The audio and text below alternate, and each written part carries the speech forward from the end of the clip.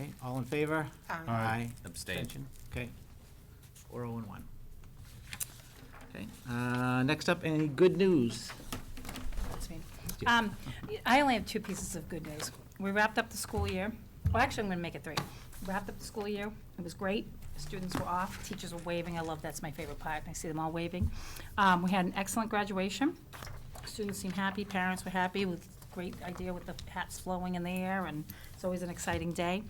And we're up and ready for all of our summer work. It's amazing. Teachers have already been working in their buildings these past 2 weeks to revise curriculum, work collaboratively together. We're starting our one-to-one initiative, so there's a lot of different things that have been going on. And I'm going to make it a fourth because little things are popping into my head. It's my understanding that the girls lacrosse won the D1 division. They're the champions, so, yeah. North. Sorry, D1 North Division champs, so we're very excited for that group as well. And people can add in if they have some other good news that they've heard about. Any other good news? Oh, okay. All right, moving on now. We're at our public input part of our meeting. If you'd like to speak to the committee about any of the items on tonight's agenda, please come forward and state your name for the recording secretary.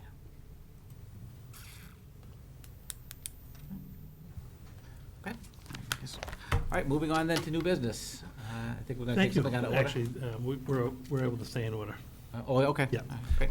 So our first item of the evening tonight is actually just a recognition and a welcome of our new, one of our new special education administrative chairs, Miss Megan McGurk. So Megan, come on up. Megan is joining us. Again, just to recall, during the budget process, Patty Doherty, who's been one of our longtime chairs, is retiring. Oh, Megan, I'm sorry. Have a seat. And so that is in process, and then also through the budget process, we established an additional administrative chair position. So we're still finalizing the interviews and the selections for that candidate.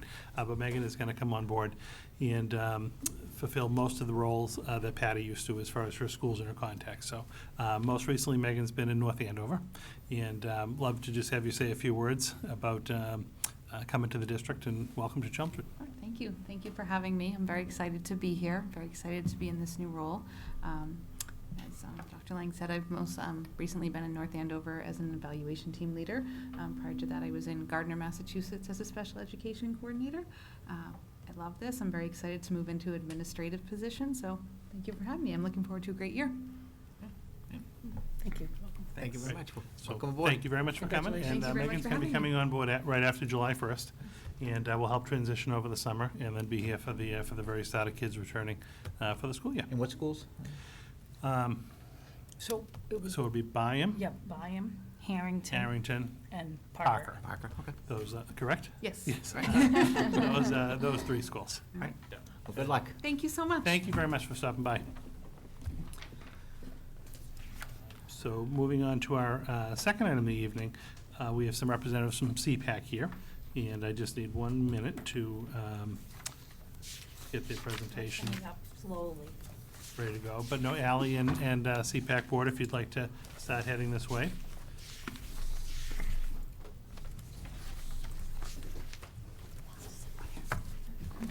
Projector on my projector. I'm trying to get it to you. I get two.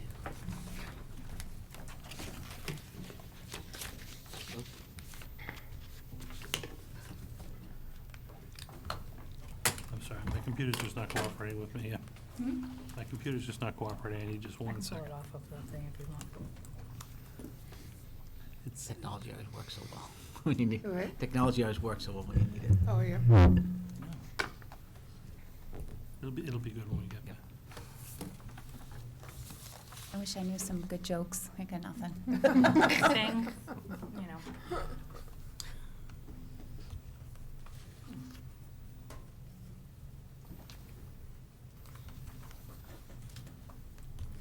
Okay, so Linda, it just came to you.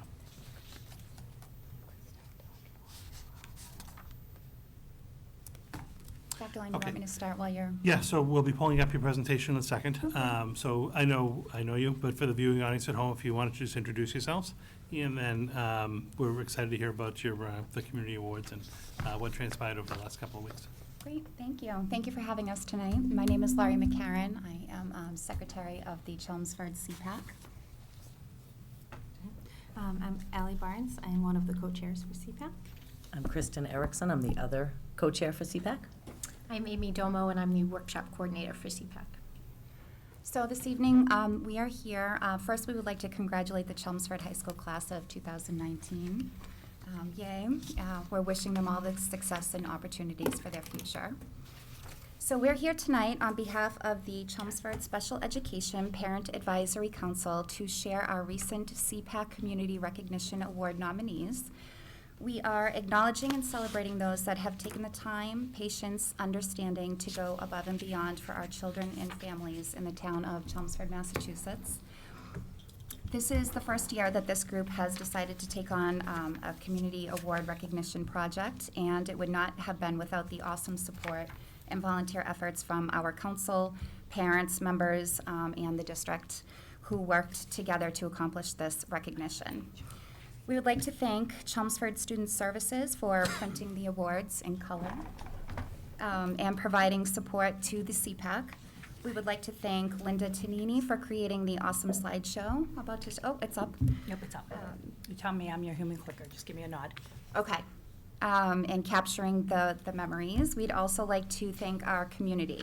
This includes our public library, police department, recreation and playground overseers, just to name a few, for their constant support. It is greatly appreciated. We'd also like to thank the school committee for your support to the CPAC. It's very much appreciated. Thank you.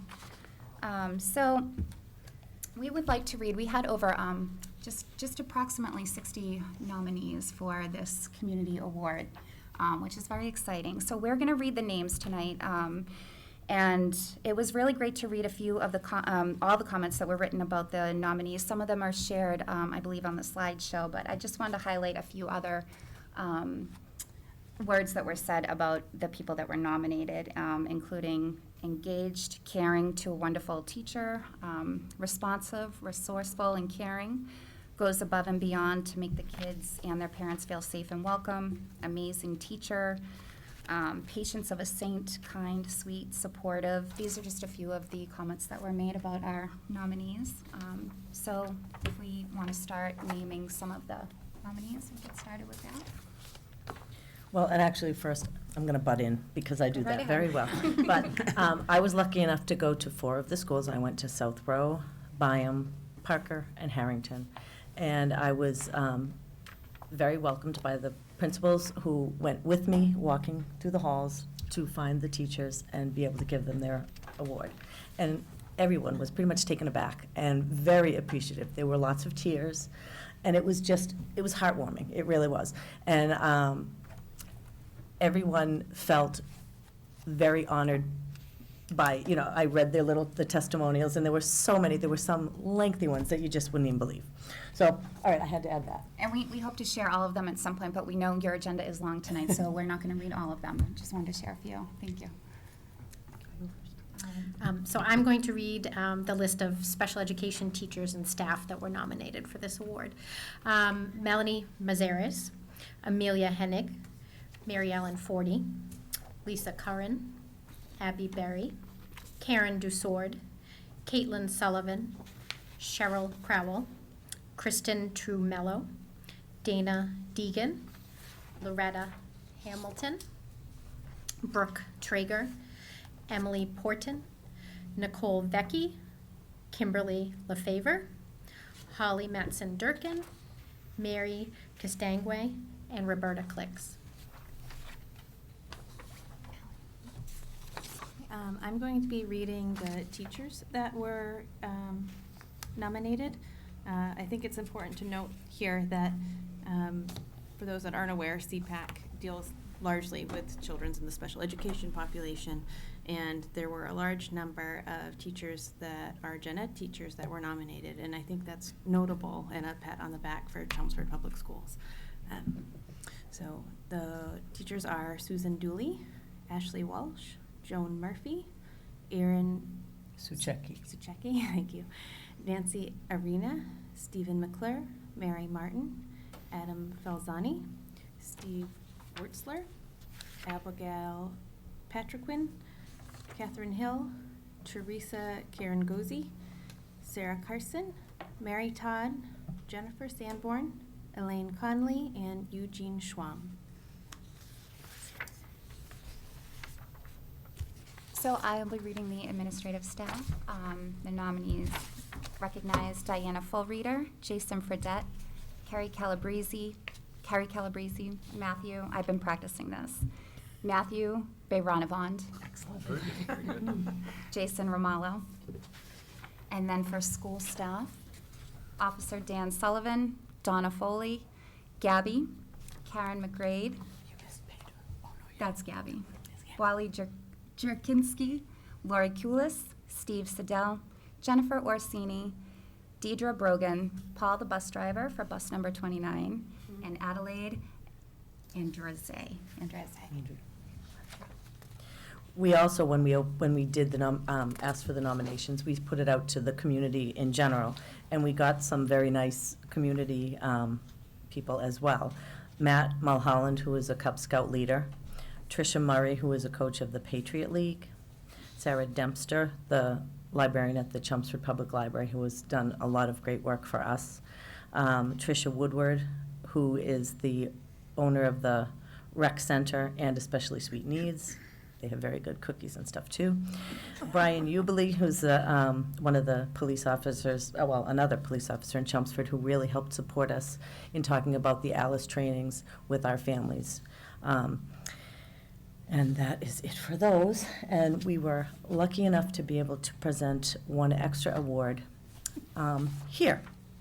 And this award will go to Miss Donna Newcomb. Oh, thank you very much. And what did you say? I said thank you. You're welcome. You were nominated several times, and I was just going to read, except of course, all right, here we are. One of the testimonials that we got. Donna is a wealth of knowledge that makes herself so accessible to the members of the community.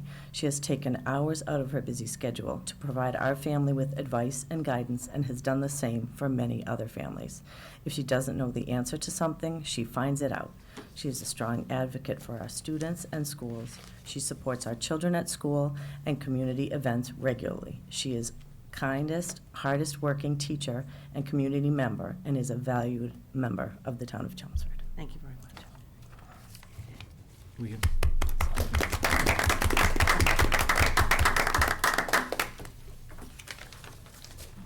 And I think that's it.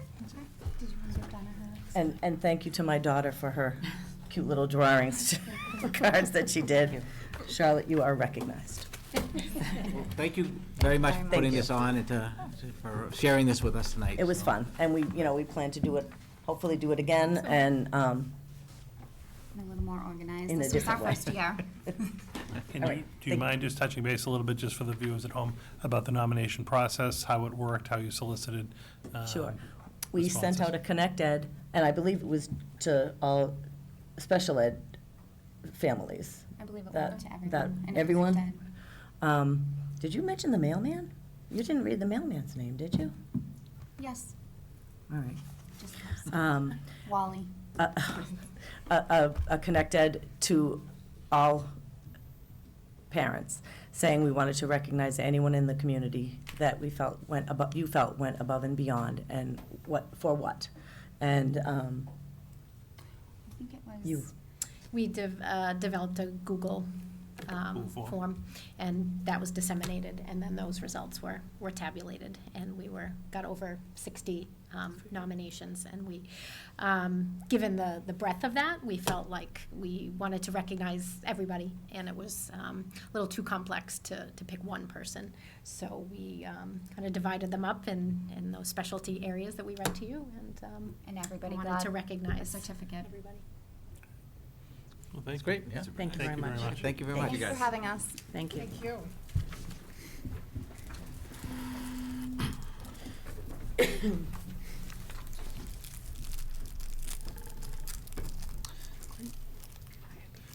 Yeah, our third item this evening is the 2018-19 year in review of our school nutrition program. So Nancy Antolini is here, and Joanna helped prepare some of the memo for this evening's presentation. But I'll turn it over to Nancy to walk us through how this past year went. Hi, Okay. Great year. She's back.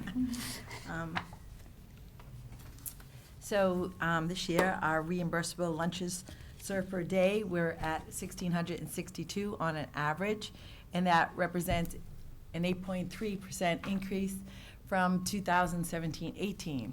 So our participation rate overall is at 37%. Some of our elementary schools, I have to be honest with you, are at 40%, so that's great.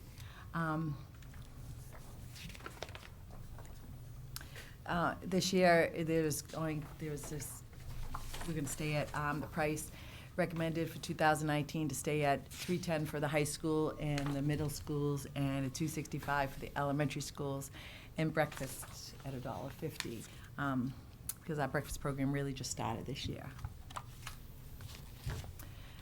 As far as our professional development this year, 18 staff members received ServSafe certifications. The leads attended the John Stalker DESE Summit, which was about culinary skills and management training. All staff, again, received their sanitation training. All staff received 3 professional development days of in-house training, and that was like, we went over customer service, the gluten-free training, because more and more students, we have that. CN labeling, it's just another form of labeling that we have to do under the USDA guidelines, and production records and inventory. And of course, all the staff received the ALICE training along with everyone else. The high school staff received training on the new equipment that is in the commissary that we have. And one of our high school staff members, Leah Perry, she won State and Regional Employee of the Year, which is a great honor.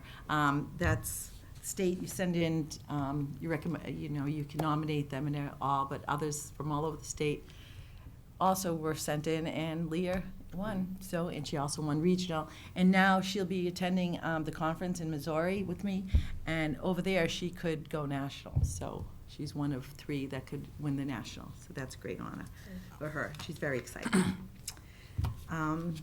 So this year, what we're looking for the future is introducing the program Chef to School that was started a few years back with Michelle Obama, but we've never used it here in Chelmsford. But I've already contacted a chef, a very local chef right here in Chelmsford, that is so willing, and she comes with high recommendations from other chefs in the area and people I know personally. Also, we're going to be working with local farms. That I was at a farm today by myself, touring. Farmer Dave's farm in Draycote. He has a few farms, and I was over there touring with him. So we've made an agreement to do some farm to school this year, which is really going to be exciting for everyone. And what I hope to was enhance the team building activities for the food service staff, which we're going to have a surprise as of today. We have a nice surprise when they return back to school. And continuing the development of scratch cooking methods and recipes, and that's why it'll be great to have the chef in. Myself, I'll be working more one-on-one with the staff in the kitchens this year, since our programs are already up and started between our new lunch program and our breakfast program. So I'll have the time to hopefully Nancy, work. can you just touch base a little bit, not to stop you, but not to have to come back? Can you, exactly what like the Chef to School program is, and like what it will mean in our schools? So we commissioned a chef to come in. It was actually what you do is go on, you Google Chef to Schools, the program Michelle Obama started, and they have them. They attended when Michelle Obama was in office there. They attended. They were invited into the White House, so she met with 300 chefs in the United States, and we have 2 right here in Chelmsford that attended this. And she wanted to start a program, and so you Google it, and they pinpoint where chefs are in your area, and so they come out, and you stipend or contract them out to come in, and they'll do some work with you to teach, and it's great, and they're enthusiastic when students see an actual chef in the schools, and just start new ways of scratch cooking, because it's pretty new here in Chelmsford to do some scratch cooking. So I've done it in the past with chefs from different areas, and it really works out well. So they're working with our staff? Mhm. Okay. They work with the staff, and they're visible out there with the students, and they'll get on the line, they'll serve right on the line with everyone else. So it's really boosts actually the morale too of the kitchen.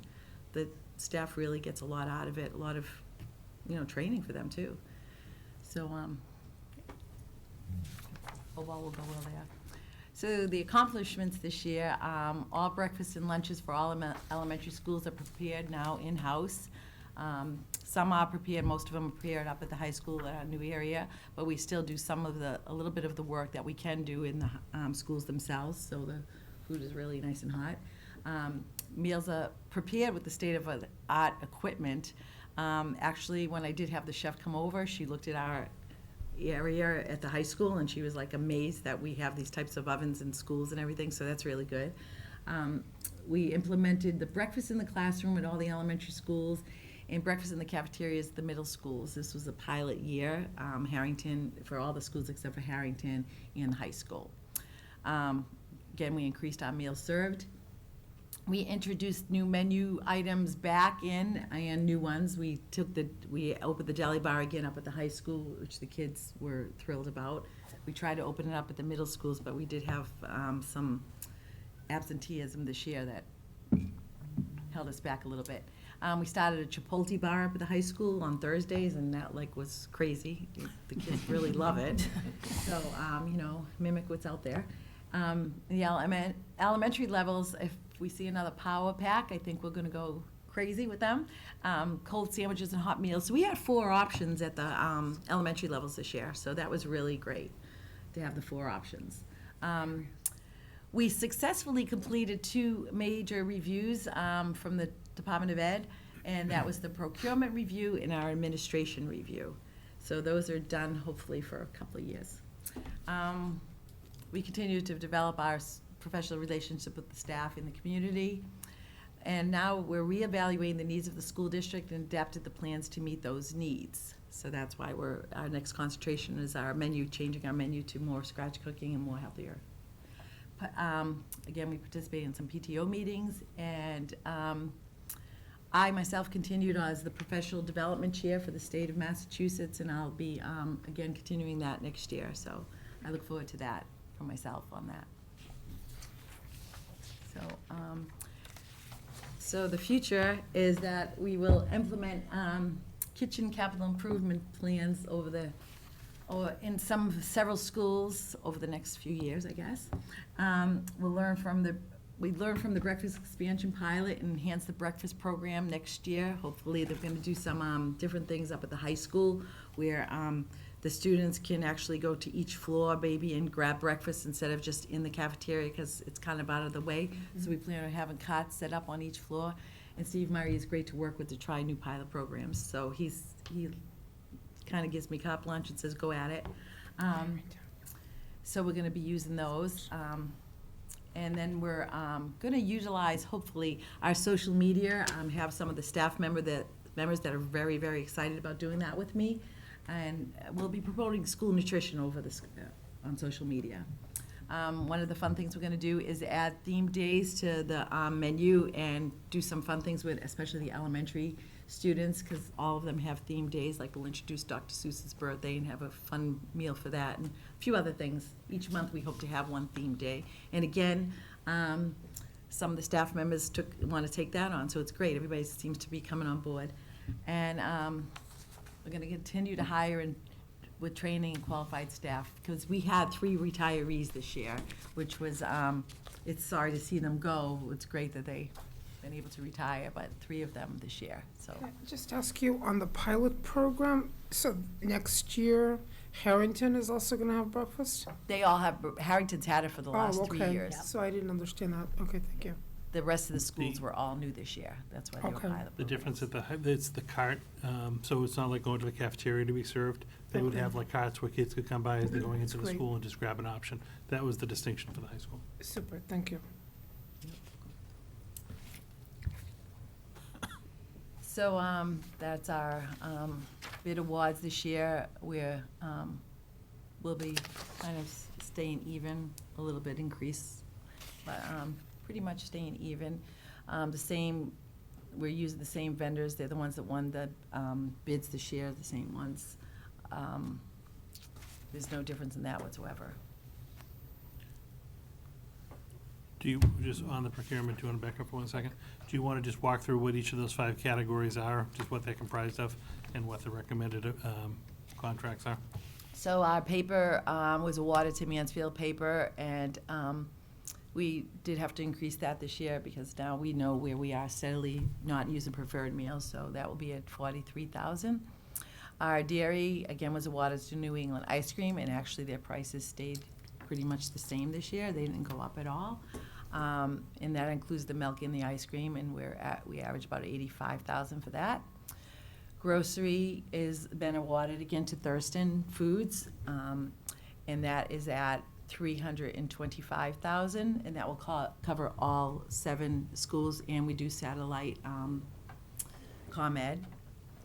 And Fantini, our bread increase, again, over the 7 schools in ComEd is at $16,000, and they again stay the same price, so we were lucky with that. And pizza, Gil's Pizza, it was a rollover bid this year, and we served that on Wednesdays, and we're roaring $57,000 for pizza, so again, that was a rollover, and that was a very slight increase. And so the total is $526,000 in our budget.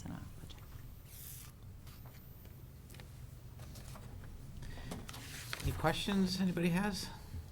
I just have 2. The first one is maybe more directed towards you, but with the addition of the food carts and breakfast in the classroom, do we have to worry about any additional rodent issues based on an article I read? Have you seen the articles in the paper lately? Yes, yes, I have. Yeah. My experience has been no. Okay. If, it really just depends on how well you maintain the carts.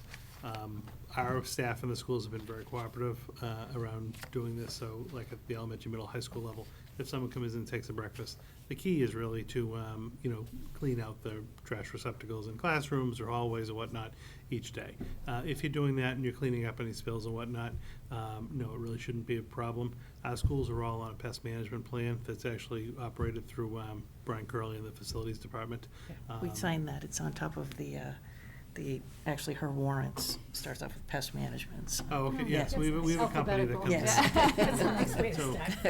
No, it's really, if you're keeping up and maintaining, it shouldn't be an issue. Yeah, okay. And then the second question I had was, did many PTOs use you for functions, extended, like the pumpkin fair or? Well, we did use a few, each year it seems like I'm getting a little bit more. Okay. I think they're trusting me just a little bit more each year, so it's been nice, and I call it like within 2.5 seconds, and there is like unbelievable amounts of food. It's excellent, from everything from breakfast to lunch to snacks, and it's wonderful. I would highly recommend that everybody use food services. And cost effective. And it's cost effective. Right, so I think you did the pumpkin fair, It's correct? unbelievable. At South Row. And you got, I think you were involved in that, and I could be wrong. No. Yeah, you were, but that you got great reviews. thank you. Okay, in terms of, it was just a tremendous relief not to have to go out and secure donations, and then be involved in the preparation and whatnot, and serving of all of that, so. Just famous cookies. I mean, people are angry if they miss out on the cookies, if they didn't, I'm like, Right. sorry, you weren't here. Did you bring any cookies? No, no. Next year I hope to serve you all. Anytime you want me to serve you a nice luncheon, I would love to, with all our fresh new vegetables. We did the pumpkin fair, and we did the end of the school. There is another one that they do on a Saturday. We The did that spring, also. the Spring the fling. fling, Spring yeah, fling. yes. So we did that also because they heard about the pumpkin fair and enjoyed it. And then we did do for fourth grade moving on for South Row. So I think as, one school starts to use us, they continually use us. Sure. And I think the others just have to catch on. So far, I'll be honest with you, South Row and Center seem to already be gravitating towards us. Great, excellent. Just an aside too, so when we do our regional professional development, where Chelmsford High School houses over 600 teachers for low-incident group teachers like music, art, we have world languages. So over 600 teachers, about 400 to 500 lunches are served by Nancy and her staff. And it's, first of all, it's like clockwork. And the teachers are like, oh, where'd this come from? I'm like, here. So the more people have the opportunity, and that stigma of like, oh, school lunch? No, it's not school lunch, it's excellent food. So they come in and put 450 people in, what, a 2-hour span? It's unbelievable it all gets done. So, I mean, that's great. we're so thankful for that. Well, maybe Yeah. we can try and help get the word out again. Thank you. We had Marilyn Sweeney used us for, there was something she did here. Students from all over came in and we did a box lunch for them and there was over 1,000, so. So we're trying, we're getting out there. Nice. Good. Oh, Good. I was gonna say, just to go back to one of the first slides, it just talked about the growth, and I forget if it was 8.2, 8.3% for the year. That's remarkable when you look at school nutrition growth. That's something you really should take some credit for. Thank I think most school systems on any given year are seeing 1 to 2% growth in programming. I think that speaks to the extra emphasis that we put on the breakfast program in the buildings, and also enhancing some of the different options for elementary school. Those power packs, I know you're sick of seeing them, but they went over really, really well in the elementary schools. Switching up some of the menus in the middle of the high school, just to get those participation rates up to 8% in 1 year is phenomenal. There was a lot of work that went into it. The commissary concept at the high school that went really well, having the truck and being able to actually send it out and get away from that first year of preferred meals, that was not risky, but that was certainly an unknown. And to start the year and be able to pretty seamlessly pull that off really just speaks volumes to the work that you and your staff did this year.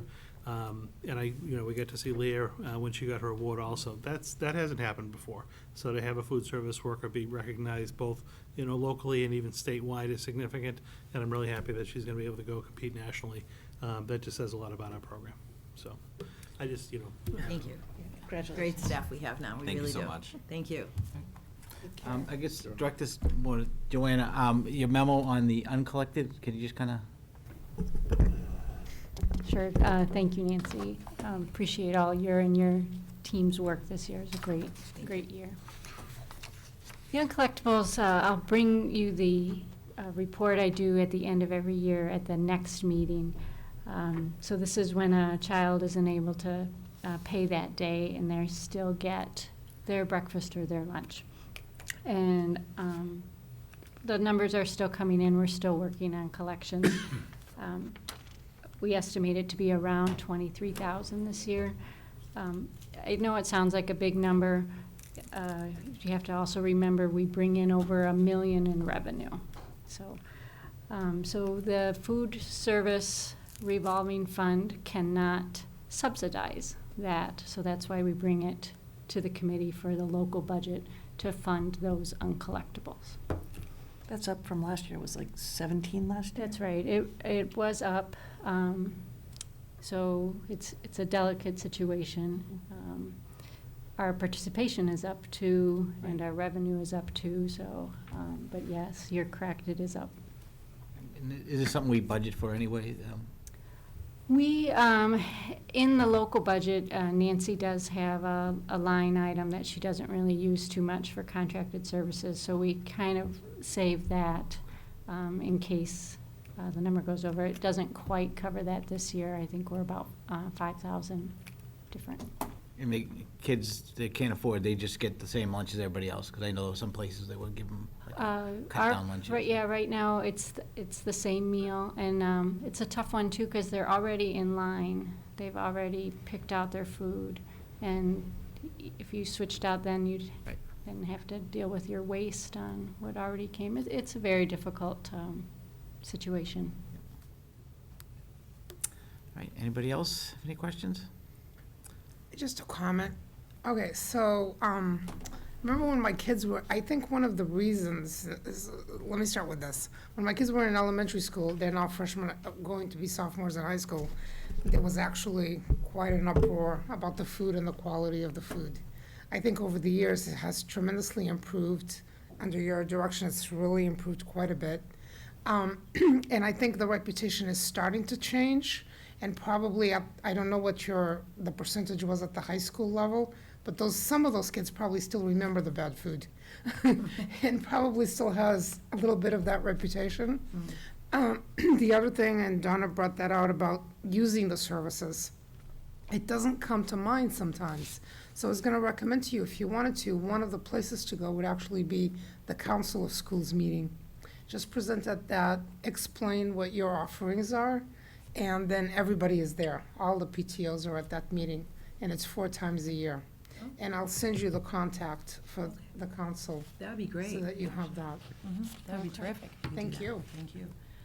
Even if she wasn't able to go to all four, maybe at one of the beginning ones of the year, as the Right. groups are planning for the year, that wouldn't be a bad idea. That would be great. Right. Great, But just- Very good. thank you, Right, Nancy. thank very you much. very Thank you, Congratulations. Joanna. Thank you so Okay, much. Thank you.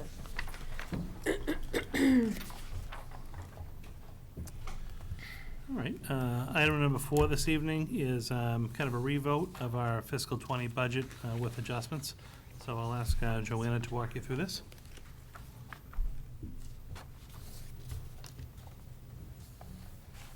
In our fiscal '20 budget book, we had some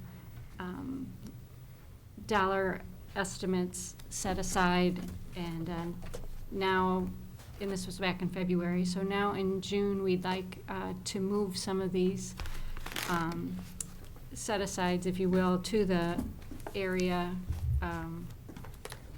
the DESI function code where they belong, because the committee has voted something such as the CAA contract position going from CODA to a OT, and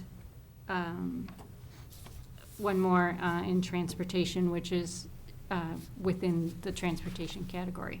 So the first one is to move dollars out of the salary reserve for COLA into 6 different areas in the budget based on the settling of the CAA contract. And as you recall, you talked about that and approved that in March.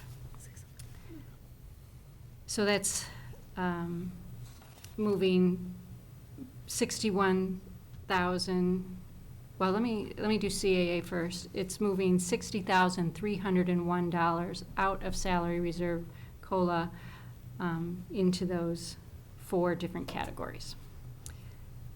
I'll go through all of them and then let you take it from there. The next one is moving the OT position to, or the CODA position to an OT, which you talked about at an earlier in April school committee meeting, and that was a change of $1,092. So we're requesting that that be moved out of salary reserve COLA into the medical therapeutic services category. The last one is to move monies from, in the transportation category, we have one for homeless transportation, and we're doing a new category for transportation for those students in foster care. And we had just set up that new account in fiscal '19 in a previous meeting in May, and I'm asking that you do this going forward in the fiscal '20 as well. So this is shifting $10,000 from homeless transportation to transportation for those in foster care. And then the last attachment is on the labor ones. We had to go through and do all the detailed calculations to figure this out and to change the budget book, so I just included our work paper there so you could see the different categories and the change and the from and the to. Okay, any questions before? Wasn't there another contract that we settled? Well, the food service contract, but they're funded through the revolving fund. Okay. So they don't have any salaries that are reflected in the local operating budget, so those don't have to come before you this evening.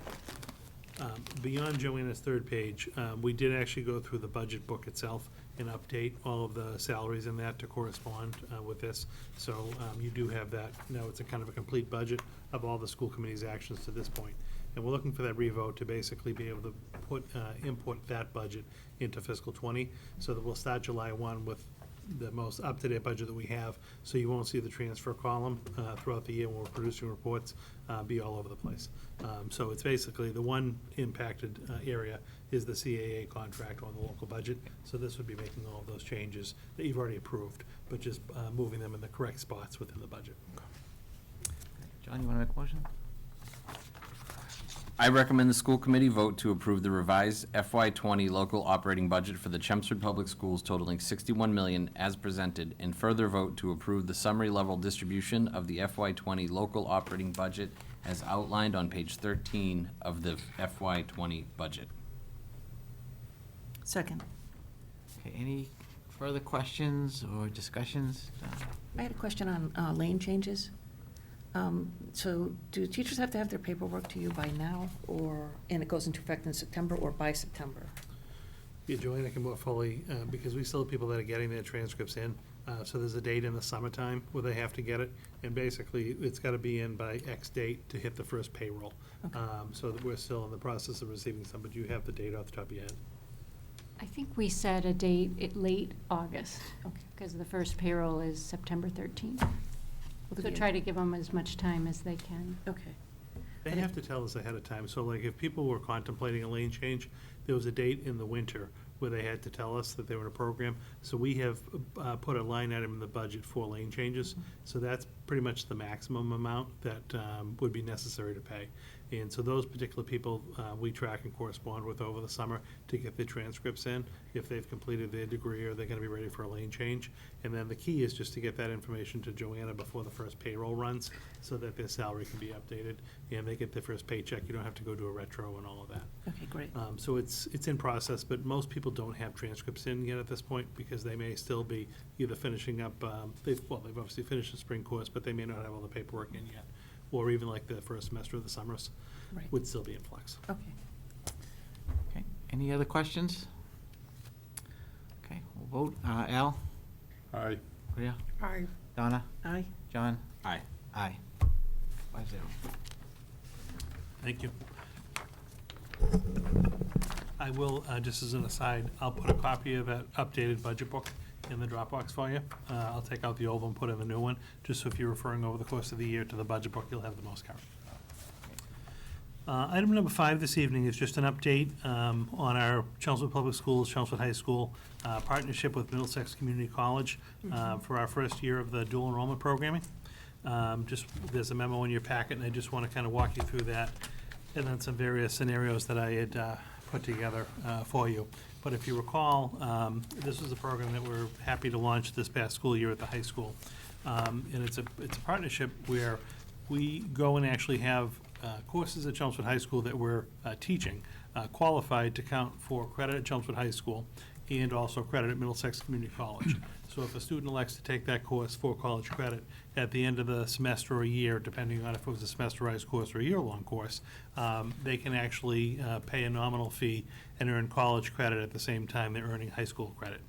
So students do have to meet minimum requirements that Middlesex sets, a minimum of a 2.0 in their college courses. They have to have a certain a score on the PSAT or SAT exam to be allowed in. But then if you actually do enroll in one of these dual enrollment courses at the high school and pass, which we had, obviously you'll see a complete passing rate, the family then has an opportunity for $92 of credit or $276 to basically purchase a 3-credit college course that would be applicable at Middlesex, obviously, or it transfers to other local colleges, even private colleges. So just to give you a little bit of a summary, in our first year of doing this, we had 5 different courses at the high school qualify.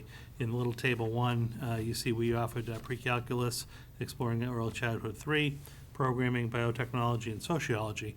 In the second column lists how many students were in the course or courses in total, and how many of those students actually elected to participate as an MCC dual enrollment student. And you'll see in the last column, all of the students, we had 58 students in total that participated in this. All 58 successfully completed the course and also got the Middlesex credit for doing so. Now, I believe of the 58, 3 or 4 of them may have been the same child or the same student that took 2 courses, but still it was over 50 students at the high school who participated in this. There were just a couple that doubled up because you can obviously take more than one. But for our first year-long effort at this, I think it was pretty significant to, again, get 5 courses offered and approved, and then have, over 50 students participate and have all of them successfully earn their credits. And again, for $300 to be able to get a college credit is pretty significant. Looking ahead at next year and in the years to come, this is obviously something that we want to expand upon. So for next year, we've already been approved to increase from 5 classes up to 12. So we now have 12 of our college courses at the high school that are going to count, and Table 2 lists those courses. At this point in time, column 3 lists how many students have actually enrolled as of the date that we pulled the data.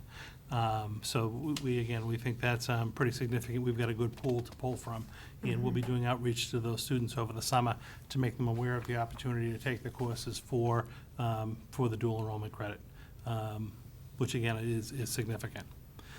If you look at the third page, little attachment A is a little worksheet that I worked up, and I had done a similar worksheet in a previous district.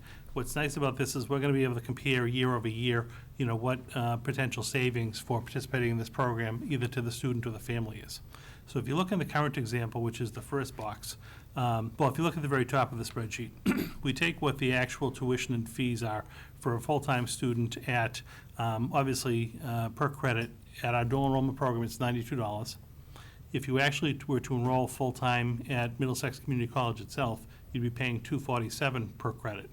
So you can already see that there's a significant savings there by just participating at Chelmsford.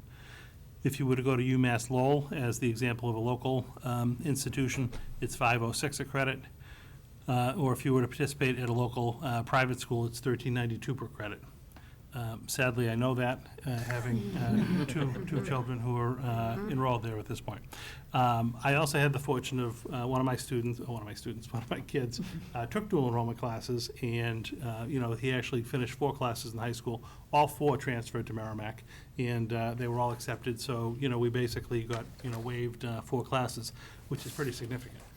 So when you look at the cost savings in the current example, we've obviously assumed that the child has paid the $276 for the 3 credits.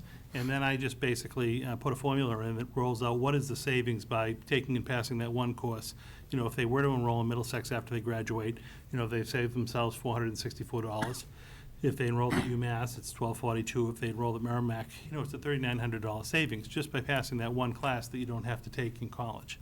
Now, we're not there yet. It's going to take us a couple of years to get to the point where we have students who can actually take, say, 5 classes and have a whole semester, or be able to take 10 classes and be able to complete a whole year. Or I really do see in a couple of years' time, we'll put a few pathways together that students would be able to actually complete an associate's degree while they're at Chelmsford High School, and again, just extrapolate out some of the savings. But even if we look pretty conservatively, I think it's very realistic over the next year that we're going to have some students that are going to graduate with 5 credits or a semester of college being accomplished at Chelmsford High School. They'll end up paying $1,380 for their 5 courses. But the savings, again, if they end up enrolling at UMass Lowell, just as an example, your local school, that's a $6,000 savings to the family, which I think is significant. And again, we're going to be able to track this over time. Again, 2 years down the line, I could see students easily having 10 credits completed. And, that's a $40,000 savings if you went to Merrimack or another local private school. So there's really some significant savings here. We're going to keep very detailed information, obviously, on our students as far as academically how they're performing, where they end up going to school. And we'll be able to capture those 58 or 50-plus students, and over time, being able to project the savings for the district. But wanted to kind of put this together for you just to show you, how we ended up doing after the first year of the high school. I think we're all pretty impressed with how the first year went. It went relatively seamlessly. And to be able to more than double our offerings for year 2, I again also think is significant. So this is an area of emphasis we're going to continue to expand upon. But we're very happy with how the first year went. So happy to answer any questions. It says here that they have criteria for enrollment. So 2.0, which I understand. And so essentially the student needs to have taken these tests already.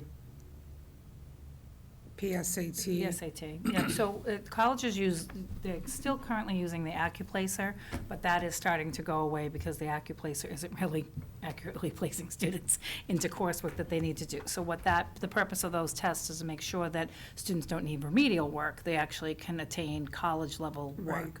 Any students that have been accepted into college will be taking an AccuPlacer based on the college that they go to. So where the colleges are starting to move away from that, and we were actually building the ship and sailing it at the same time last year, we went with the raw score of the PSAT to have that criteria rather than sending our students over to Middlesex to take the test or bringing Middlesex to us, because we wanted to make sure we got this up and running. So they would need to have taken the PSATs, which they would take as a sophomore. It's sophomores. Yes, Okay. typically, sophomores take their PSATs. Then you take your SATs, take them again a couple of times, depending on the student. Usually, most students stop taking their SATs the fall of their senior year, just to help them get that, maybe higher point to get into a specific college. So this would mean that essentially we're looking at juniors taking these Juniors and courses, seniors. and not freshmen and sophomore. Right, and until we get what Dr. Lang was talking about, like pathways, so for example, you take a cohort of students that are going in a specific pathway, we would then look into, okay, well, what would be the testing criteria to make sure that these kids would be successful in the coursework if they were to, say, start their sophomore year rather than their junior and senior Right. year. Because there are some, I've been approached by a couple of parents with sophomores who wondered, but it looks like that's not allowed. Yeah, right now, no, but we are trying to move in that direction. Okay, Yeah. thank you. I think you'll see most of the courses that we're offering that we've gotten qualified are primarily junior and senior courses. As we open up additional courses that, we're probably not targeting freshmen, but say sophomores, we will figure something out with Middlesex to be able to come up with a way for them to screen in. Again, even Middlesex is pulling away from the Accuplacer at this point, but most of these courses, not to say that an underclassman's not going to get in, but they're targeted towards more your juniors and seniors. It's But as true. the program continues to roll out, we'll obviously try to open up additional programming down to the sophomore level. But I think what's going to be interesting, we are going to spend some time in the summer to look at actually putting together more of like an associate's degree pathway that students will want to start enrolling in come sophomore year, because you're going to need that much time to complete the courses.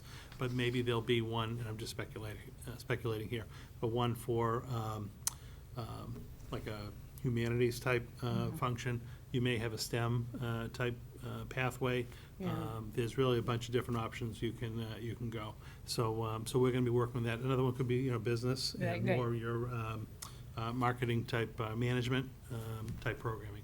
This is Middlesex has done a nice exciting. job laying out the pathways already for their programming, so we would just mirror some of their Yeah, programming. we have to kind of go through the whole, matching up our courses and theirs and making sure the rigor is there, our target audience is there. So this is certainly evolving and going, but I think we really had a good first year of getting this off the ground. And happy that we, again, had over 50 kids participate. It's exciting because it, I think, helps students who really achieve well to be able to move forward more. Well, a couple of things. I mean, it allows students to see themselves as a college student, right? So you may have some students that don't have the exposure, or maybe they don't have the support, maybe at home, to see themselves as being a student that would go to college, right?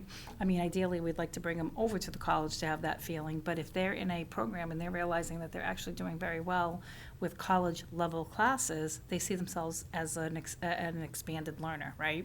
The other thing that we're looking into for, so there's confusion between like early college and then innovative pathways. We are looking for the innovative pathways, which would allow us, we're Chapter 70 schools, that's where we receive our monies, to look into Chapter 74 programs that are not being offered by our technical schools that we could then open up and have a pathway for, it's easy to say like the STEM pieces, because that's usually a lot of the things that they may not have a program in. But if we can capture some of those opportunities for students that may not want to go to Neshoba Tech, which is our technical school, or don't see themselves, or maybe perhaps their parents don't want them going that way, but they're going to stay in Chelmsford High School, they would then have a pathway that would be a good balance, right? So you start with your freshman group to see, okay, what's this cohort, right? Even if it's a freshman academy type situation, and then how do we then bring them through that pathway?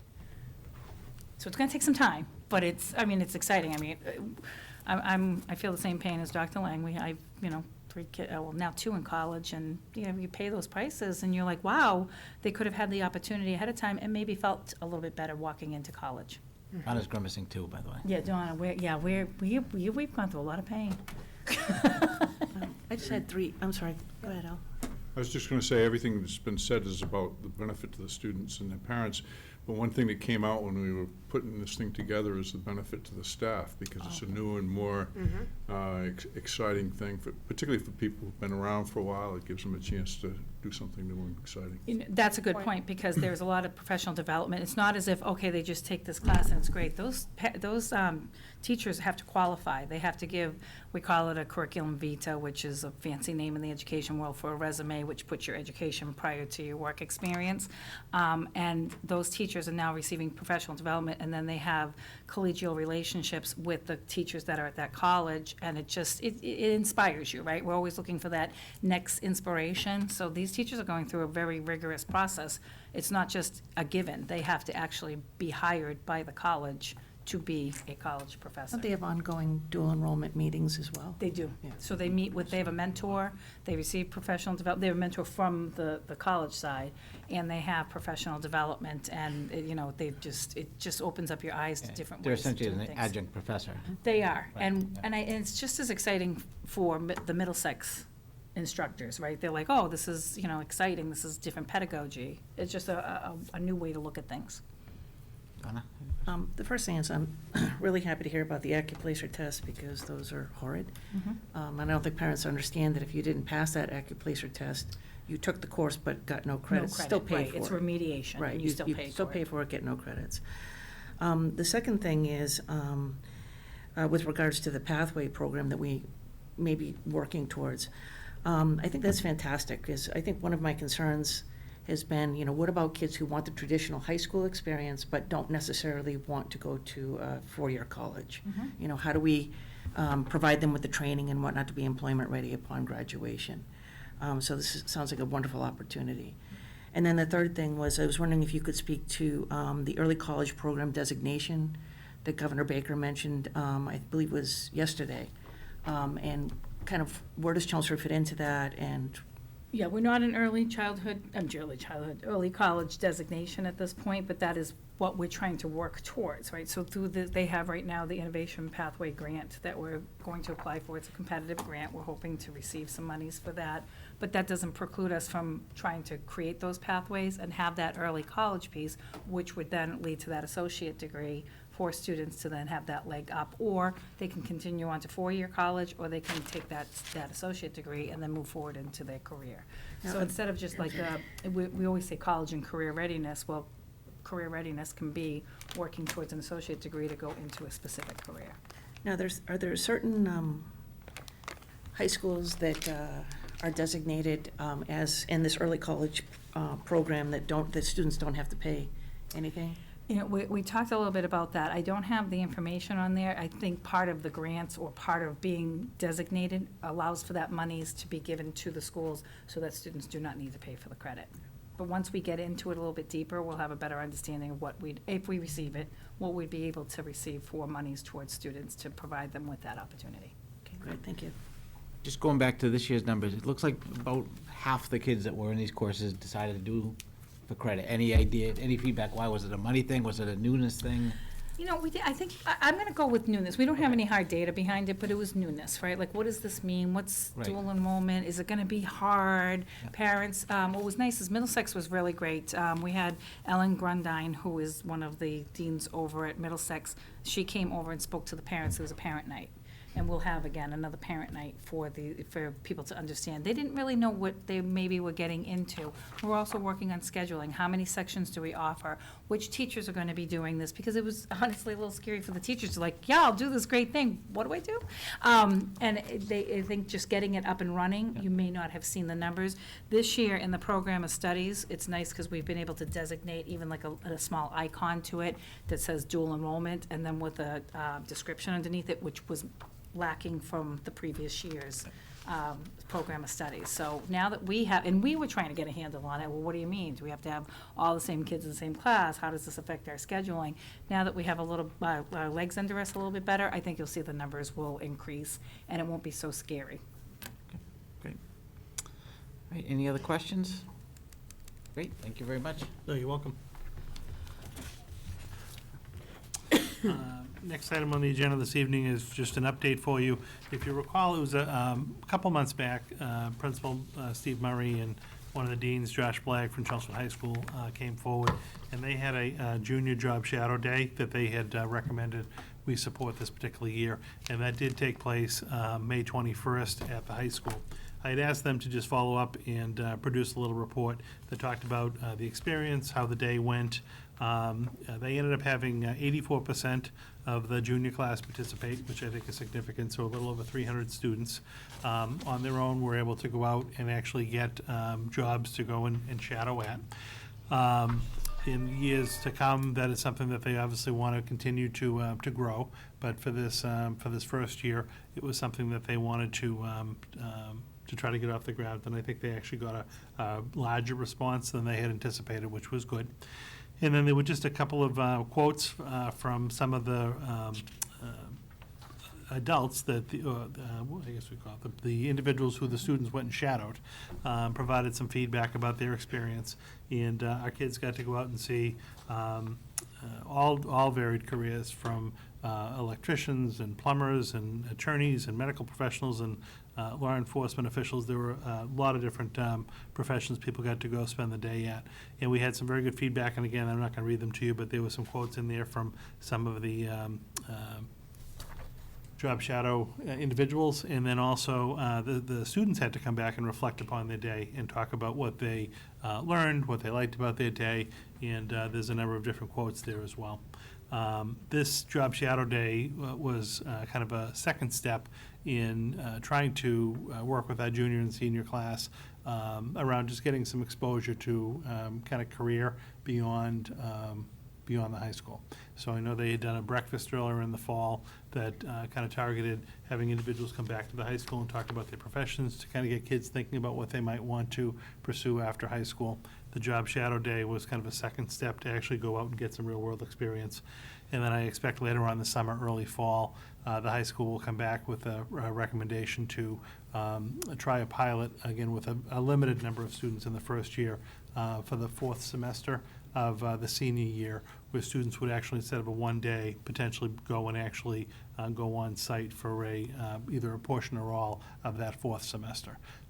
So there's no action on that this evening. It's just, I know that's the third step that's coming, and they're getting some data together and going to produce a report, again, for later in the summer, early in the fall. But they did have the results of the first job shadow day, so I wanted to share that with you and provide you with this information. Any questions or comments?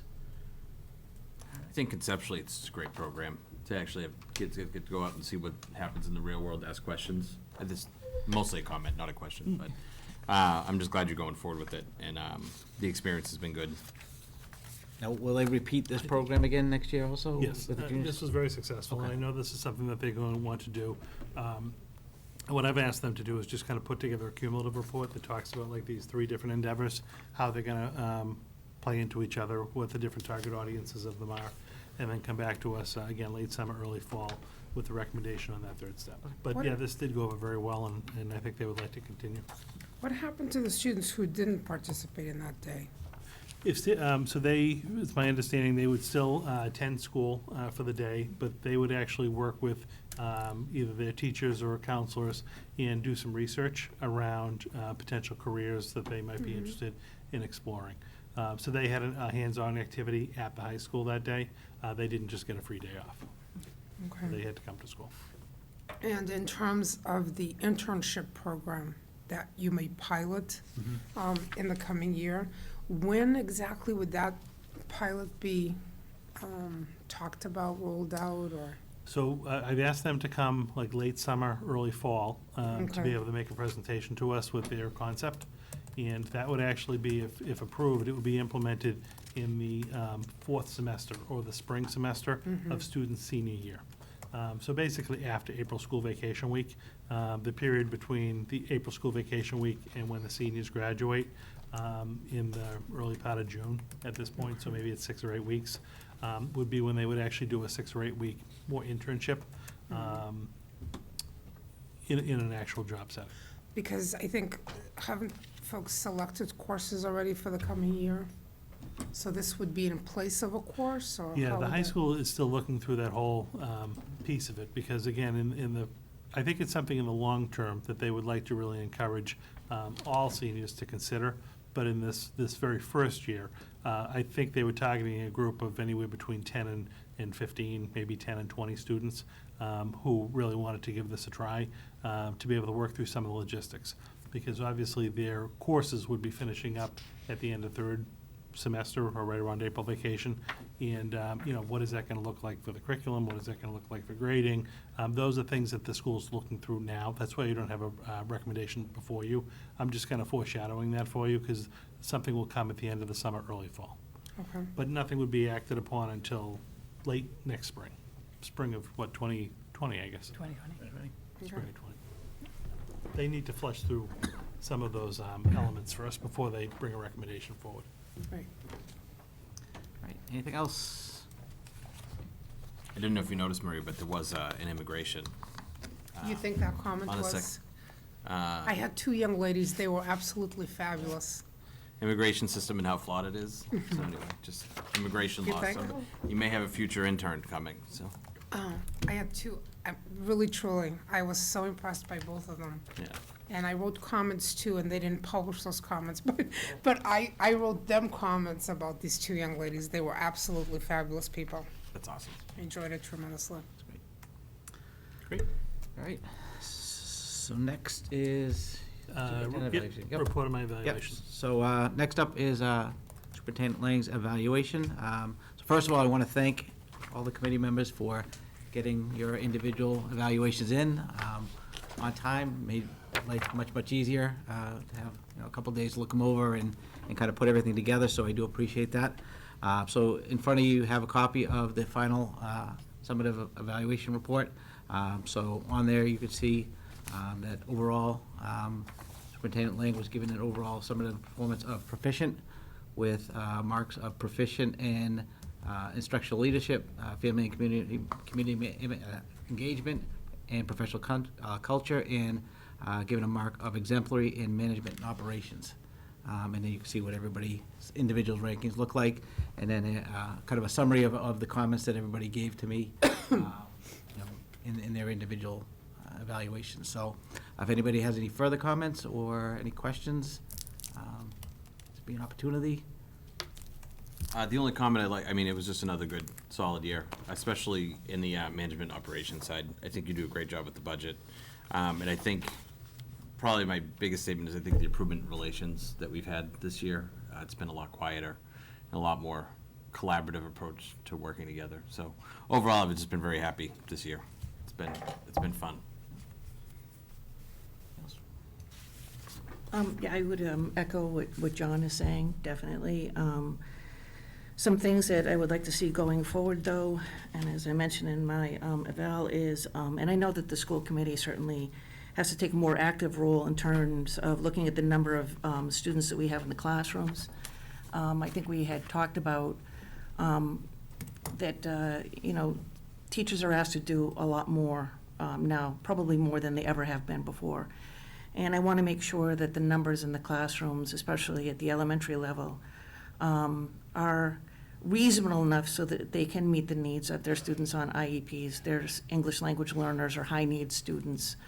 And I think that one of the ways that maybe we could accomplish that is by sending out a survey, maybe from an independent source, in the fall, just to kind of get some feedback from teachers. I think it's always possible to have one bad year, but I would like to see if it's more of a theme, with what teachers are being asked to do and whether or not the numbers are manageable for them at this point. One area that I continue to have some big concerns about is special education. And I know that we've had, ongoing discussions about this and something that you've been receptive to hearing. I think that part of my concern is, it's not even so much about special education, it's about a process that leaves parents feeling defeated and exhausted and demoralized and having to jump through so many hoops in order to be able to secure services for their students. And, I think if I had heard it maybe once or twice, I might be able to say, well, maybe that was just their own personal experience. But over the course of the year that I've been on the committee, I can't even begin to tell you how many times I've heard this from parents. And I think this is something we have to take very, very seriously and take a really hard look at going forward. I think that, I'm not exactly sure where the problem lies. I know that we had begun an evaluation process, Amy had, of a couple of our programs, and maybe we need to continue along that path. But overall, I think that the level of hearing, I just finally gave up. It just wasn't worth it anymore. I decided to send my child to another school, whatever it might be. I think that we really have to take a very hard look at it. I think we owe it to the families and the kids and the teachers to make sure that we're providing an experience that's supportive and allows kids to be able to grow and to be able to reach whatever academic potential, that they may have. So that would be something that I would really like us to take a look at over the next year. With regards to the budget, it was an outstanding book. As a matter of fact, one of the FinCom members commented it's the best book that she's ever seen. So I think that we did a great job on that.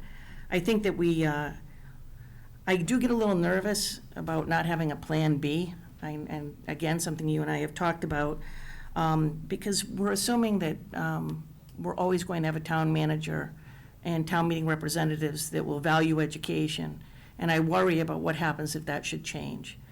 And so I think that we do need to kind of have a plan for if the economy should change, if there had to be cuts to the school budget, or we weren't funded for as much as we have been for one particular year. What's our plan? What are we going to do to be able to deal with something like that? And then the last thing is, well, not the last thing, almost the last thing. I'm concerned about a school culture that includes the words retaliation and retribution. And I think that whether these words are real or perceived, I think it's something that we have to take a look at. I hear it from parents, I hear it from teachers. It's just not, they're not good words to have. And I think that we have come a long way, as John said, in moving the school community forward in terms of being able to develop levels of trust, better levels of communication and collaboration, and I think we need to continue to work on that.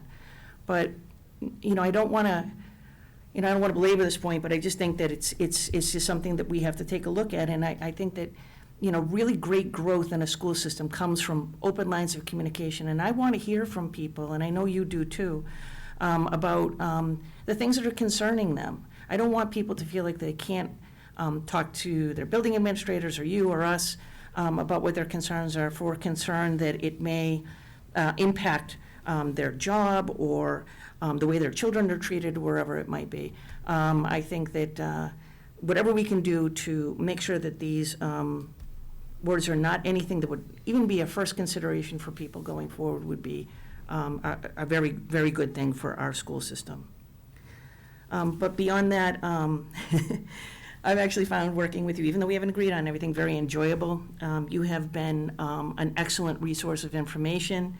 Whenever I've texted you, emailed you, or called you, you've always been extremely responsive, getting back to me in a very timely fashion, and answering my questions, or sending me off to work with Dr. Hirsch in order to be able to answer my questions. So I thank you for that, and I think overall it's been a very good year. Anybody else? I'll say something. Yeah? I think it's great that Donna has made these number of suggestions and so forth. And we need to continue to be open to, the concerns of a variety of people. But I've been around a long time, and I am so impressed not only with the superintendent's leadership, but the team and what they've been able to accomplish. We've created documents, handbooks, and so forth that we've gone without for 25 years, and we've done it in a relatively short period of time. And the follow-through, tonight's a good example with the program with Middlesex. Ideas that have been in the infant stages and brewing for a long time. I'm proud to say that the district has followed through and not just jumped on the latest fad, which tends to be the case a lot of times in education. We don't call them fads, we call them initiatives. Okay, initiatives. Pilots. Pilots, yes. I'm old, I'll call it a fad. But I think that that's a very responsible way of proceeding, to come up and look at what's going on, you know, with social emotion, because we spent so much time and energy on it. I've seen districts throw programs in with a title and not follow through with the personnel in finance and so forth. And I think it's a credit to the entire administrative team that we are very reasonable and follow through on a sound basis and don't just go barging ahead so we can say to the public that we have this, we have that. But as you can see, I mean, with the food service, look at the change that's taken place, and it happens away from this table. I mean, we obviously provide the support, but from the top leaders in the district to that next level down, people are very responsible, and I'm proud to say that I feel we have probably across the board, this is one of my speeches as a principal, there are a lot of schools and districts that can beat us in one area or another, but it's tough to beat us across the board. It's just so great to see the recognition, and we're going to see it more with a new publicity or communications person. But we've had so much to be proud of in terms of student achievement and achievement of the various professionals and staff that want to act quote-unquote professionals. Again, we see it tonight.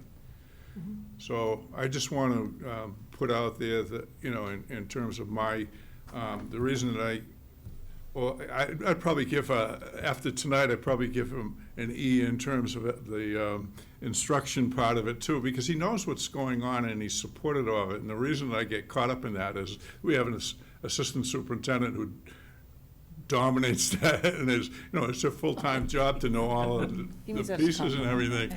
So, but I feel that, you know, Jay is as knowledgeable. His financial background is so valuable to the town and district. There are so many educators that go into the position of superintendent and don't know where a dollar is or how it got there. And to have somebody who has that strong background, that's outstanding.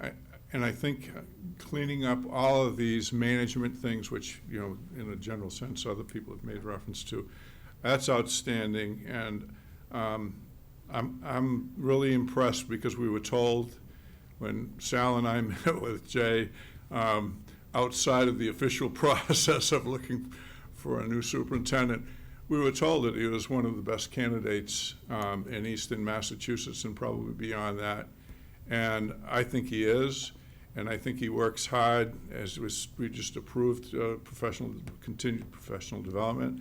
He's not sitting on the laurels that he came in with. He's working hard to improve himself and take the district with it. So, amen. Yeah, and to follow up on that, I mean, now I've been on the committee for a couple of years, you kind of get to see behind the curtain, and this is not an easy job. There are so many different elements to it. There's the financial piece, there's the management piece, there's the curriculum piece, there's the public, you know, face of the, you know, of the schools. He's a great communicator, he's a great negotiator, you know, and I think we are, you know, in a good spot right now because of the fact that he's in his role, so. Okay, anybody else? I'm just going to say this, I've only been here a couple of months. So as the newest member on the committee, I would say that it's very difficult to do an evaluation. So take this with a grain of salt in this sense. what I bring to the evaluation is also what I bring to it as a user of the system, as someone who came in without actually having been here and sitting as a part of this group. I realize that this is a very difficult role. I think you have done an exemplary job in the budget, incredible. What I'd like to see going forward, if we can, and I think the committee I think we have to help you with this, in my personal opinion, is that we set our goals and then we meet the budgetary needs of those goals, and not necessarily the other way around. And I think we had to get to this point where we are, and that you brought us to it, which was extremely important, in order to be able to move forward. So some of the things that Donna mentioned, she's been hearing about those things. I would like people to be able to feel that they can contact us at any time, let us know what their concerns are, so that we bring it to this committee. And then that's the only way that we're gonna continue to move forward in the system. And I'm gonna end with this, something you said to me. You set the goals. I'll find a way in the budget that we can work towards that. That's music to the ears of anybody sitting on a committee like this, and to me, because that is our role, is to set those parameters and then to try to achieve them. And I think what other members have already said, I'm seeing the committee work a lot better together to set those goals, which you also need in order to be able to get ease everywhere.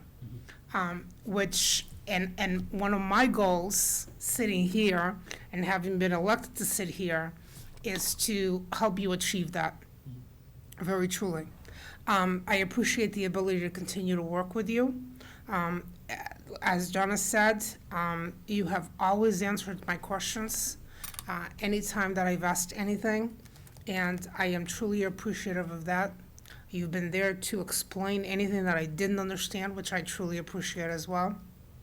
And I think that that is truly the best thing that you can have in a person, that they're willing to listen to all sides of an issue and then make a decision. So I appreciate that, and I look forward to the future. No, I'll be very brief. I appreciate all of your feedback and your work that you put into the evaluation. I think one of the things that we've been successful at over the last number of years is really working together, and the fact that the school committee's goals are aligned with my goals for the year and also the district goals.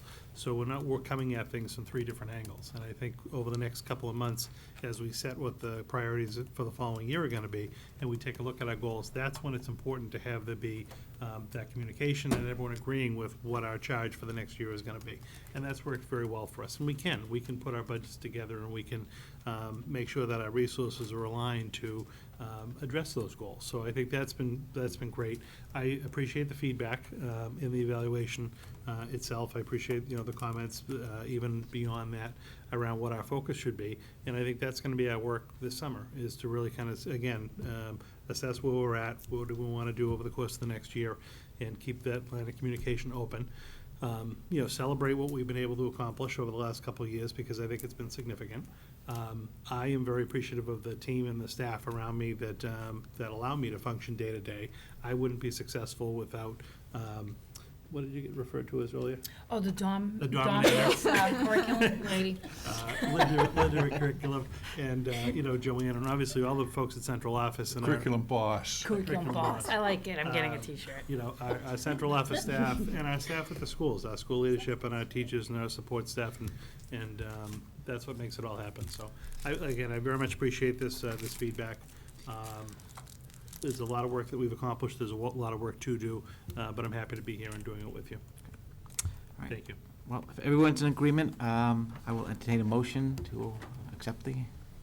I recommend the school committee vote to accept the 2018-19 school year end-of-cycle summative evaluation of Superintendent Lang with an overall performance rating of proficient as presented.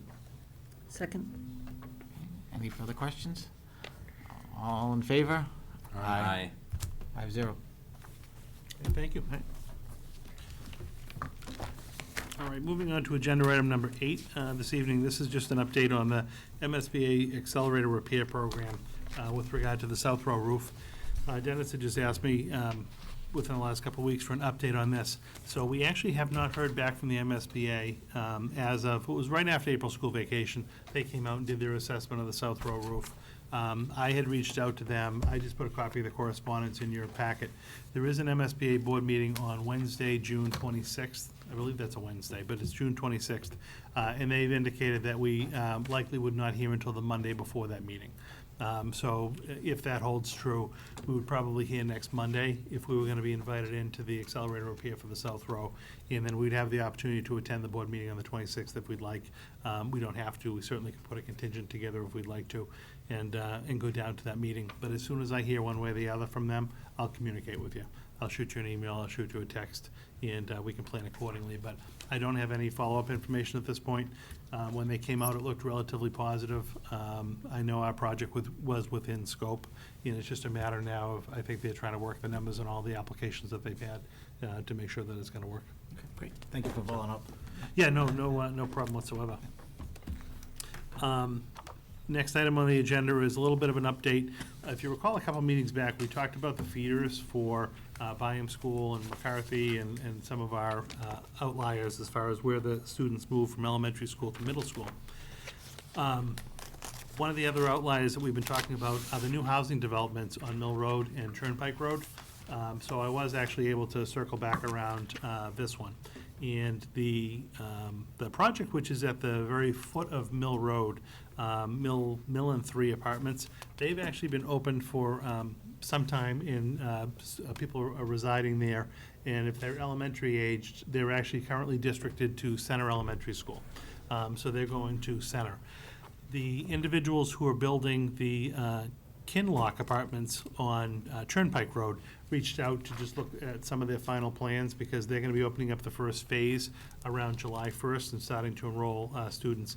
And there's always questions about, where will buses go? Will they go onto the property, not onto the property, things along those lines. I honestly couldn't envision where this development was myself, so I just went over one morning, met with the gentleman, and took a look at all the logistics around the site. But they are going to begin taking residents in as of July 1st. What was interesting when we looked at the districting for that particular address, because they're all going to have the same address, the students would need to come out to Turnpike to get onto the bus. That address is districted to South Row. So that was one of the questions that we had. If it were going to be districted to Center School based on whatever address the complex was going to have, should we think about moving that whole complex? Because I don't like to do it piecemeal. So if we were going to have a whole group of kids go to one school, we almost could have annexed that complex and had it go to South Row instead of Center. But we actually don't have to worry about that at this point because the legal address of the property is an address that's already in the South Row neighborhood. So I'm comfortable at this point not making any adjustments. The existing complex on Turnpike is already feeding Center, and the students that we have there they're fitting within our projections. We really don't have a sense of how many students are going to be enrolled on Turnpike. The only thing that we do know is that they are only 1- and 2-bedroom apartments.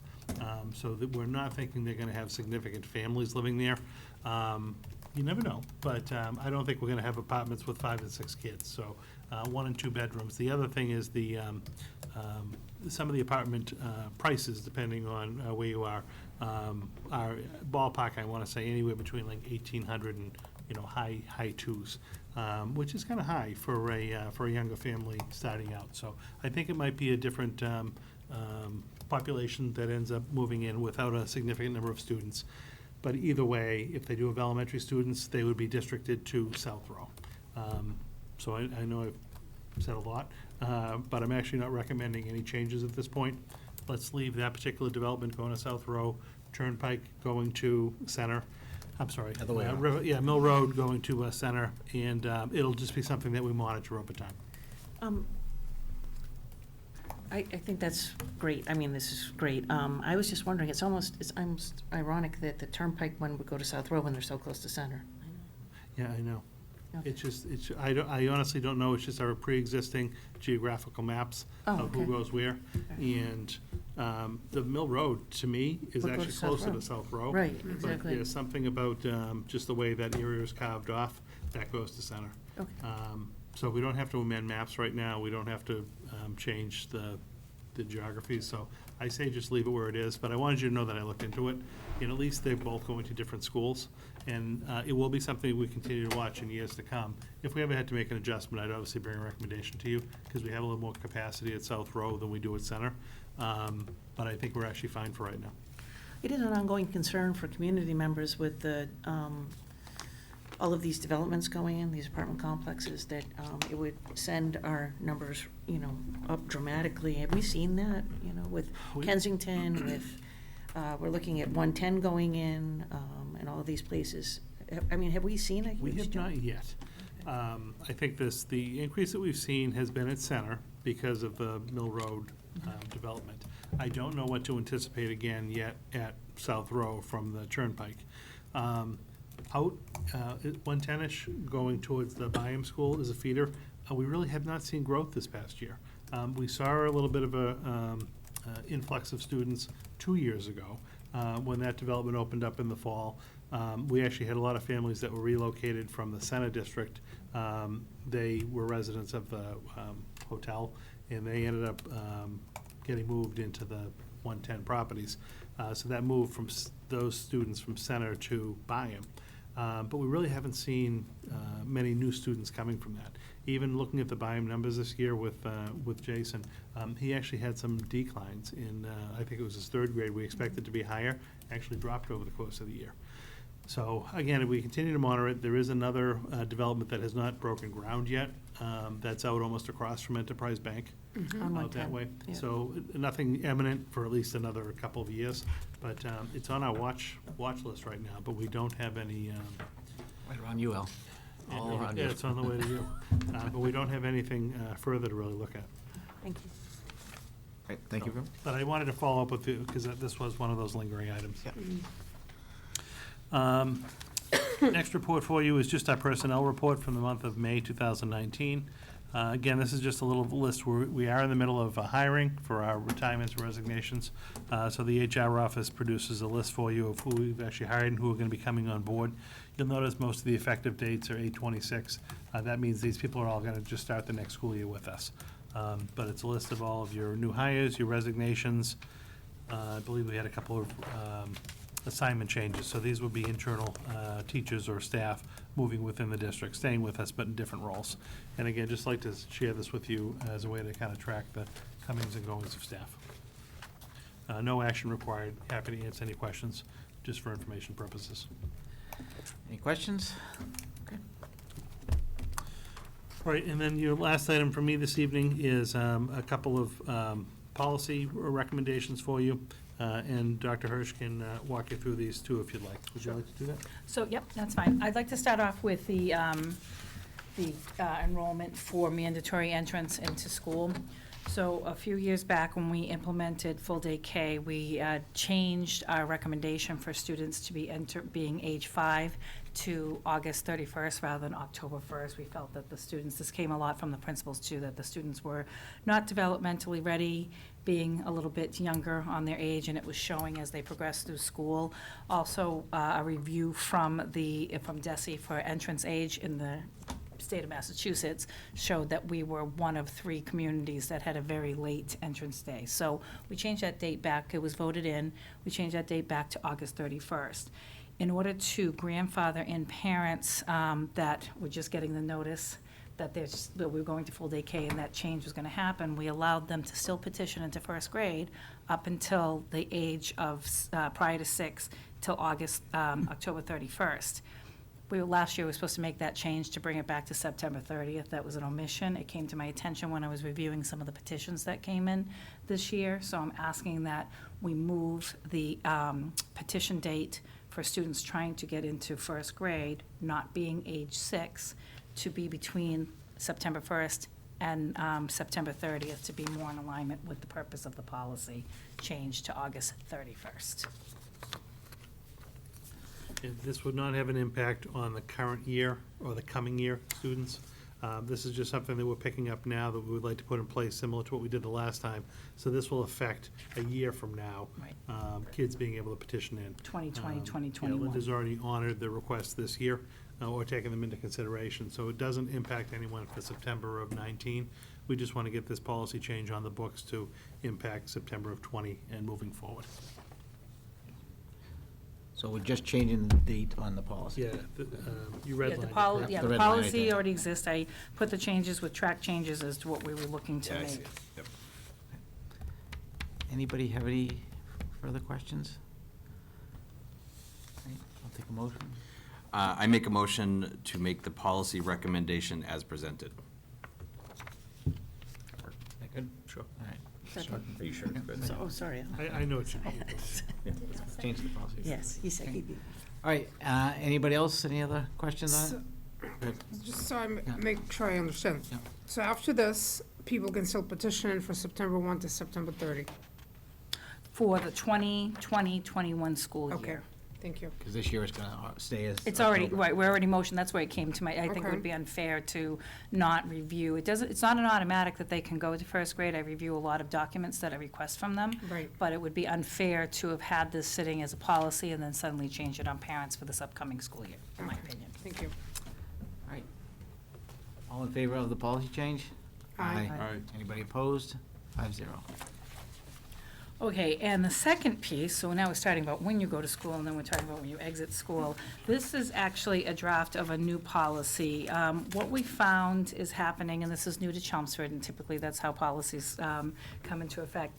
There's not an upper entrance policy for students coming into the Chelmsford Public Schools. And what we've been finding is that there is an influx of students that are coming to us 18 and older with little or no high school credits. So we're trying to put together a program of studies for them, and we're finding that it's not appropriate for them, and it's also not something that they're able to finish. So we were working together. This is not just a Chelmsford issue. This is happening in a lot of the Merrimack Valley. So this came to our attention as a Merrimack Valley group, and we've been discussing it a little bit. And I will tell you, the Tewksbury Public Schools has taken a little bit of a lead on this. They've actually worked with their attorneys, hence the draft that you see right now is some of the work that was done through their attorneys. And we're finding that those students are not placed properly, and that we would like to offer them support by providing opportunities for them to be in something that's age appropriate for them if they're looking to get their GED or try to enter college, and then put an upper age limit entrance, exit date for students coming to Chelmsford High School. This wouldn't affect students of special needs.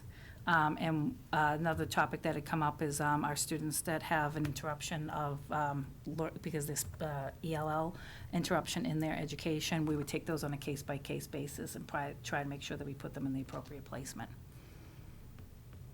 There's no mention of that ELL.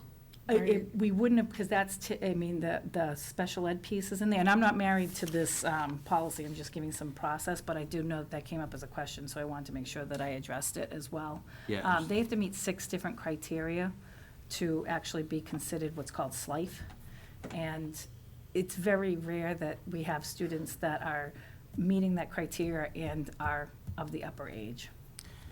We reached out to MASC at all? Well, this, since we are doing, our policies have been hosted by them, and they're kind of, if we make any changes, we go through, have we talked to them at all about? No, we what they- didn't talk to them directly. We can certainly put that out there, and again, this is in draft form. I Yeah. just think we needed to have a discussion about what this would look like, because at the high school level, this is a little bit of a struggle. And I know the counselors have been working very, very hard, but we have students that have a very large gap in age, and if they don't have the requirements, they're in courses that wouldn't be very much appropriate for them age-wise. Do any other districts that you know of have an upper end age? So, like I Is it said, a lot common? of, this is coming from the Tewksbury Public School. It is common. It's happening. It's a new thing. So they're putting a policy in place. Without a policy, students are coming into school. Okay. We're not talking about a large number. No, I get it. We're I talking just, about a small number, but it's a large number. Whether it's 1 or 21, it's a lot of students trying to find them the appropriate programming. Could you explain again what you said on the EL? So, a student that's considered SLIFE, which they're a student with an interruption in their language or their formal education, what will happen is they have to meet 6 criteria to be considered SLIFE, and it's pretty, it's pretty intense. It has, obviously, they have to meet the SIMS, they have to have an interruption with at least 6 months up to 2 years of no formal education. They have to have a 2-year gap between their native language, so they have to be 2 years behind in their native language and a 2-year behind in their mathematics. So there's these 6 criteria that would, then we also give them a home survey, so to qualify them as SLIFE. If they are meeting those requirements, we would enroll them in school or find the appropriate programming for them. So similar to special ed, which has some significant laws around it, those are laws. These are from the state, these are the guidelines. We make sure that we have the appropriate placement for them. We're not finding that students with special needs are coming to school with little or no credit. Those students are typically the ones that have received a lot of support. SLIFE students, we may be talking about 1 or 2, but we would enroll them in school because they meet the 6 criteria. It wouldn't exclude them. Are we planning on voting on this tonight? I'd like to reach out and. Me too. And That's get fine. some more feedback from, I don't know who would do it. We used to have Mike Gilbert, so I don't know if you, Dorothy, I don't know. Dorothy Presser is your new rep from so maybe MASC. I can reach out to her if you want. That would be great. Yeah. and Are you see- talking about in terms of our? They've seen policy change. Policy, Yeah. yeah. Okay, and then are you talking about from a content perspective? I think you may be talking about. I think we're talking about the same thing. I want to make Okay. sure that it's tight in terms of like MASC language, like Okay. what's the language they've seen? Because, They may not have any either. Right. they may not have any. Right. And, but I just, Tewksbury, I trust them. I'm sure they do a great job with policy, but I'd like to have another set of eyes on it. But, yeah. I can understand where you need to have a policy, because if you're going to have people who come and ask you this question and want to come in, and if you don't have a policy in place, then you basically need to allow it. So, I understand the need for the policy. The other thing is, the importance of a policy is you don't want to have forum shopping, where, people try to go from one community to another to try to get in. Yeah, I think, We can bring it up at the next meeting if we have, Yeah, that would give us yeah, enough right. time. I'll try to, If you want, we could have Linda maybe email Dorothy with like a description of what we're looking at. Okay. She could copy you on it. Yep. And then just whatever we get for response, Yeah. bring it back to you at the next meeting. I also agree with this conceptually. I just want to make sure we're. I wouldn't disagree. This is, again, we're working as a Merrimack Valley group, and this is new territory, and coming into Yeah. new territory, we're trying to put things together. Yes, we want to put it together correctly. I have no problem with that, but if we didn't start the discussion, we'd have a lot of students that would start to enroll, starting the summer months, especially August. And we wouldn't have any, way to help them. And it's not as if we're trying to not give them an education, we're trying to direct them to the correct Right, education. the proper, Right. yeah. I got I it. will say this, Linda and I had a chance to talk about this as I was doing a little investigation, and at first glance, it didn't feel so good to either one of us. Like, it just doesn't feel right. But, upon further investigation, I realized that this is the direction a lot of communities are trending in. And I reached out to some people that I work with who are very well-versed in English language learners and programming, and they actually believe that this is a good policy, a good way to go for a variety of different reasons. You want to give kids the best opportunity to be able to get an education. I'm not sure that, all things considered, that our program would be able to do that, but the HiSET program or the DESI program, or some adult education programs may be the better track. Right. And we would help them get to that point. Yep. All right, anybody else on that? Okay, Great, I'll take next, No, not. we're good on, I'm good on mine. all right, Yep. any liaison reports? So I had the Parker Fun Run on the June 8th. That was the Parker Walk Crawl at the end for me. But it was very well attended. It was a beautiful day. They had the Zen Den set up there from CPAC. We also had some teachers come in and volunteer their time. Katie Sims was there, Linda Jout was there, and they were using the Elements course there to give people the flying squirrel experience. So I understand, Linda, you have Yes, done that? I've done the flying squirrel I- physically. It's unbelievable. Yes, and so that is been put on my bucket list for me by those people. And then, the Chelmsford Friends of Music has their last meeting this Thursday. It starts at 6:30 at the library. And then, as a reminder, on the 3rd of July, when we have the fair down at the Common there, there will be the dunk tank that they typically have. And Linda, because you seem like a real go-getter, I volunteered you for the dunk tank. I'm all in. Okay. I'm definitely going to that. Yeah, I bet. I'll make so much money. It'll be unbelievable. Curriculum dominator going down. Curriculum dunk tank. Yeah, that's Any right. other liaison reports? I had Center School, PTO, last Tuesday, and they introduced some of the new staff there. They discussed the final budget numbers, and again, we've said this before, but overall, they raised $26,000, the PTO, and $16,000 of that went to enrichment programs. And then the others went to field trips and scholarships and staff appreciation. So when you see the numbers, it's just amazing what these groups do and what they do to support our students. So it was pretty impressive, so. All right, anybody else? Okay, any new items? I know we talked about last meeting doing something in terms of professional development and looking at the MASC options, and as I dug down a little bit deeper into them, I don't know if any of them fit exactly what we need. I know last year what we chose to do really kind of fit where we're at as a committee, but I don't know if any of those would be something would want to have somebody come in and do a 2-3 hour presentation on. But I was talking to the superintendent about perhaps doing some sort of, what do we call it, a workshop? It's like or a workshop retreat of our own, to talk about like goal setting Goals. and planning. So doing all the things that were mentioned, the goal settings and all that stuff, and looking at the strategic plan. So, I mean, you said there's other districts that do that, and possibly getting some sort of agenda that Yep. we could do for that. So I don't know if that sounds like a better idea, rather than try to, push something in that might not really help us that much. It'd be beneficial if we do something that we kind of develop on our own that's going to address what we need to do over the summer. I think that might be a better way to go. I don't know, anybody has any thoughts on that, or, I think it's a great idea. okay? I agree. Anything that improves Okay. the working relationship. I mean, Yeah, I liked your idea of the Chapter 70 one, but I think that would be a better public forum. That you had mentioned that, yeah? Yeah. That I like as a public forum. Yeah.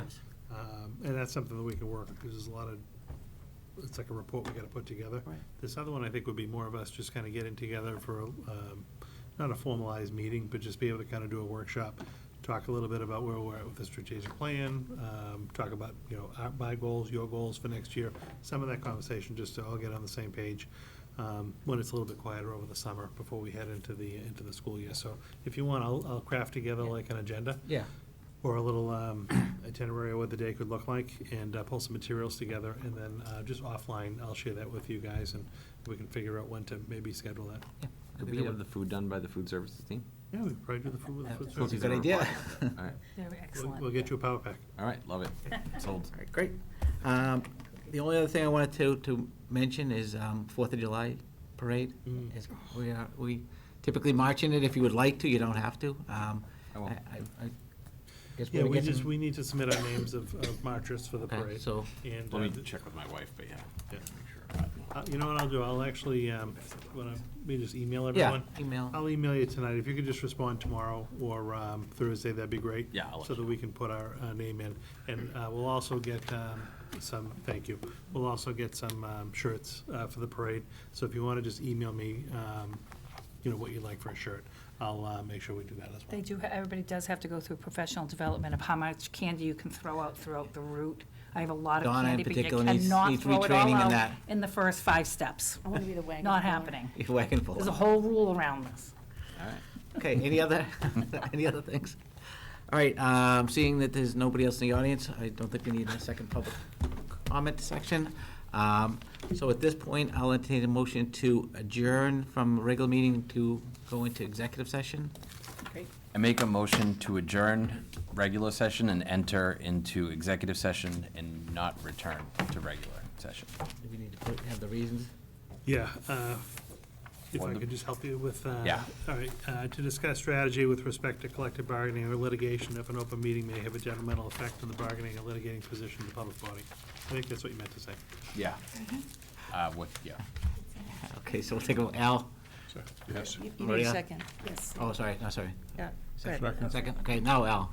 Yeah. Yeah, Maria, Okay. Donna, Yes. John? Yes. All right, 5-0. Okay.